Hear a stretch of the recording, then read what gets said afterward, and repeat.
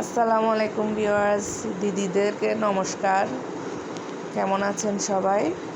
অনেক দিদিরা আমার পেজে জয়েন হয়েছেন, সবাইকে নমস্কার। আপনারা সবাই কেমন আছেন? তো সকাল থেকে আমি আমার ভিডিওটা স্টার্ট করেছি। চা নাস্তা করে আমি আমার বিছানাটা প্রতিদিনের মতো গুছিয়ে নিচ্ছি। তো এটা সবাই করে, যেহেতু আমি ডেলি আমার ইউটিউবিং চ্যানেলটা আমি ডেলি ওয়ার্ক সারাদিন কী করি না করি এটা নিয়ে আমার কাজ, তাই এগুলো দেখাচ্ছি। তো অনেকের হয়তো এটা দেখানোর কিছুই না হতে পারে, কিন্তু আমি যে এই প্ল্যাটফর্মে যেহেতু আসছি আমি এই জিনিসগুলাই দেখাচ্ছি। তো আমি শুধু আমার রুমটায় ঝাড়ু দিয়েছি, সামনের অন্যান্য রুমগুলো ঝাড়ু দেওয়া আগে হয়ে গিয়েছে। এরপর আমি আমার রান্নাঘরে আমার রান্নার কাজে চলে আসলাম। আমি একটু চিংড়ি বোনা করছি। তো বেশি করে পেঁয়াজ কুচি দিয়ে পেঁয়াজগুলো একটু নরম করে নিচ্ছি ভালোভাবে ভেজে। তো পেঁয়াজগুলো নরম হয়ে গেলে আমি একে একে সকল মশলা দিয়ে দিব। চিংড়ি মাছ খেতে কার ভালো লাগে? আমাদের তো খুবই ভালো পছন্দ, কিন্তু দুঃখের বিষয় আমার ছেলে তো মাছ খায় না, চিংড়ি মাছটাও খায় না। বাচ্চাদের তো চিংড়ি মাছ পছন্দ, অন্যান্য মাছ না পছন্দ না হলেও, কিন্তু আমার বাচ্চা চিংড়ি মাছও পছন্দ না।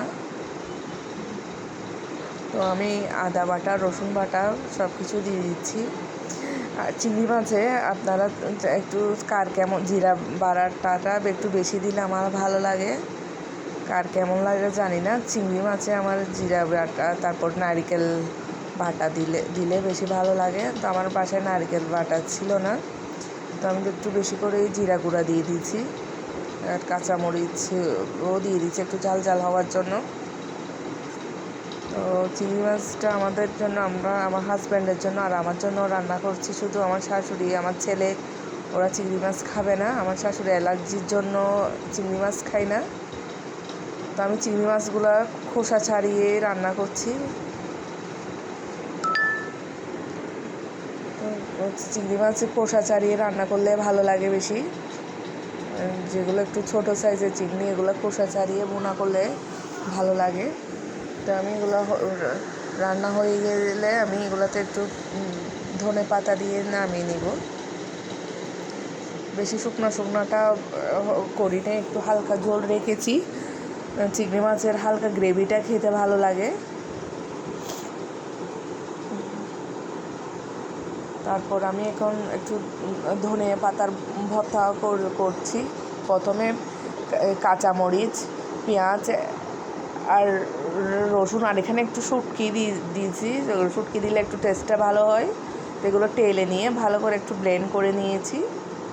এরপর এখন একটু ঘন ডালও রান্না করছি।